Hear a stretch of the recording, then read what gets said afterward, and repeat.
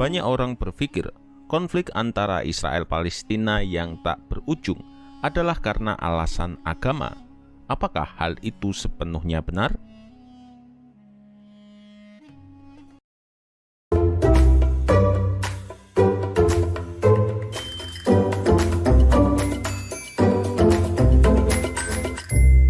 Konflik Israel-Palestina akhir-akhir ini semakin panas. Bahkan dikabarkan, Hamas telah meluncurkan 1.500 roket sampai membuat kewalahan sistem pertahanan udara Israel. Kejadian ini semakin memprihatinkan karena di berbagai belahan dunia, umat Islam tengah bersukacita merayakan Hari Raya Idul Fitri. Lalu sebenarnya, bagaimana perseteruan kedua negara ini dimulai? Kisah tentang Palestina era modern ini dimulai ketika Ottoman menjadi penguasa di kawasan-kawasan Arab yang berlangsung selama 400 tahun. Ketika Perang Dunia Pertama meletus dan berakhir dengan kekalahan Imperium Ottoman, wilayah kekuasaan Ottoman diambil Inggris dan Prancis, di mana tanah Palestina menjadi jatah Inggris dan nantinya akan dibagi menjadi dua bagian. Pada tanggal 2 November 1917, Inggris mencanangkan deklarasi Balfour yang dipandang pihak Yahudi dan Arab sebagai janji untuk mendirikan tanah air bagi kaum Yahudi di Palestina. Deklarasi Balfour adalah pernyataan terbuka yang dikeluarkan pemerintah Inggris selepas Perang Dunia Pertama untuk mengumumkan dukungan bagi pembentukan sebuah kediaman nasional bagi bangsa Yahudi di Palestina sebagai wujud terima kasih atas Perang Dunia Pertama. Deklarasi Balfour tercantum di dalam sepucuk surat tertanggal 2 November 1917 dari Menteri Luar Negeri Inggris Arthur Balfour kepada Lord Rothschild, pemimpin komunitas Yahudi Inggris. Lalu, datanglah imigran Yahudi secara masif dari Eropa dengan puncaknya setelah Perang Dunia Kedua. Gerakan migrasi besar-besaran ini digerakkan oleh sebuah gerakan politik bernama Zionisme. Zionisme adalah sebuah gerakan politik Yahudi Eropa yang dipimpin oleh Theodor Herzl dan Chaim Weizmann.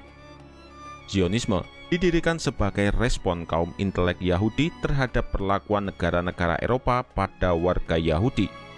Sekali lagi, Zionisme adalah gerakan politik, bukanlah agama. Oleh karena itu, Zionisme lebih diterima di kalangan penganut Yahudi sekuler. Pada tahun 1947, PBB lalu memutuskan untuk membagi dua wilayah yang dikuasai Inggris atas Palestina, sedangkan kota Yerusalem yang dianggap suci tidak hanya oleh orang Yahudi, tetapi juga oleh Muslim dan Kristen, akan dijadikan kota internasional. Tetapi, hal ini ditentang keras oleh negara-negara Timur Tengah lainnya. Zionis lalu memproklamasikan berdirinya Israel pada tanggal 14 Mei 1948 dengan presiden pertama bernama David Ben-Gurion. Naasnya, sehari kemudian mereka langsung diserbu oleh tentara dari Libanon, Suriah, Yordania, Mesir, Irak, dan negara Arab lainnya.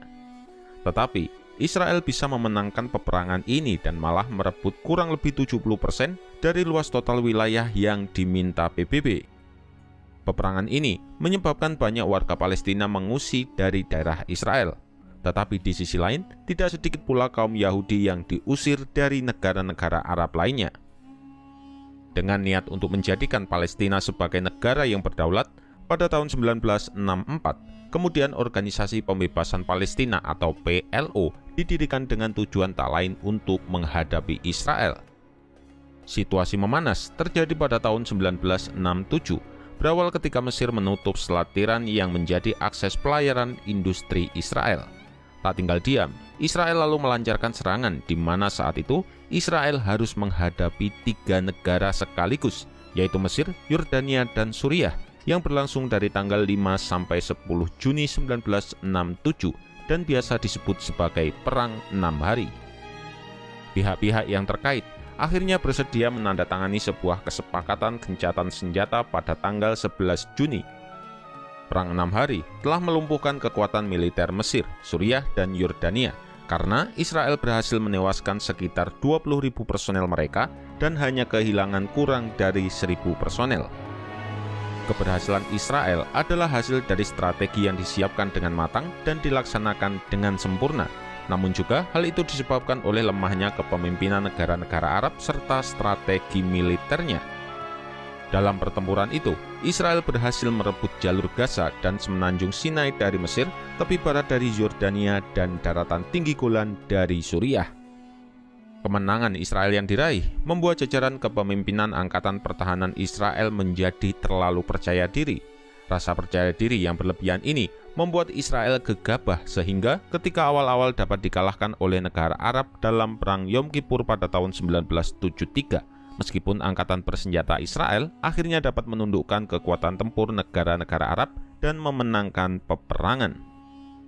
Pada November 1988, PLO lalu mendeklarasikan pembentukan negara Palestina. Pengumuman berdirinya negara ini dilakukan oleh ketua PLO yaitu Yasir Arafat yang kemudian menjadi Presiden Palestina. Segera setelahnya, Palestina diakui oleh banyak negara termasuk Mesir, Yordania, dan Indonesia.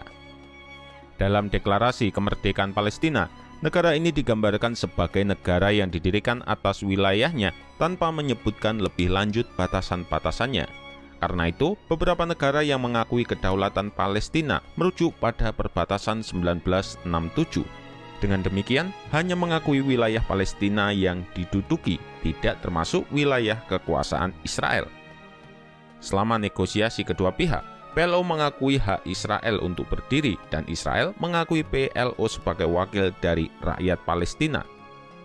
Antara tahun 1993 hingga 1998, PLO membuat komitmen untuk mengubah ketentuan Piagam Nasional Palestina yang tidak sejalan dengan tujuan untuk mencari solusi agar kedua negara dapat hidup berdampingan secara damai. Sejarah dari kerangka solusi ini telah tertulis dalam resolusi PBB mengenai penyelesaian damai tentang masalah Palestina berdasarkan batas negara sebelum tahun 1967. Namun, resolusi terbaru pada bulan November 2013 ditentang oleh Kanada, Amerika Serikat, dan juga Israel sendiri. Singkat cerita, terbentuklah batas Israel-Palestina yang kurang lebih terlihat seperti dalam peta saat ini. Namun ketika garis batas tersebut dibuat, komposisi etnis masing-masing teritori juga berbeda. Israel memiliki penduduk sekte Druze, yaitu pecahan dari Islam, yang mendukung keberadaan Israel, ditambah dengan penduduk Arab beragama Islam dan Kristen yang masuk ke wilayah Israel. Beberapa warga Arab pun ada yang menjadi anggota militer Israel atau IDF, demikian dengan Palestina. Warga Arab Palestina pun memiliki afiliasi agama yang beragam. Selain Islam, penduduk Palestina juga banyak yang beragama Kristen, entah itu Kristen Katolik, Ortodok, atau lainnya. Mengingat Palestina adalah tempat penting dalam Kitab Perjanjian Baru. Oleh karena itu, kita dapat menyimpulkan bahwa baik Palestina maupun Israel merupakan negara dengan komposisi agama dan etnis yang beragam, bukan hanya terdiri dari Arab Islam dan Yahudi saja. Patut untuk diingat juga bahwa Yasir Arafat berafiliasi dengan pergerakan sekuler Palestina. Tidak peduli apapun agamanya, tujuan yang ingin dicapai Yasir Arafat adalah kemerdekaan bagi bangsa Palestina. Oleh karena itu, kita dapat menyimpulkan bahwa perjuangan kemerdekaan Palestina merupakan usaha sekuler untuk mencapai kemerdekaan negara tersebut.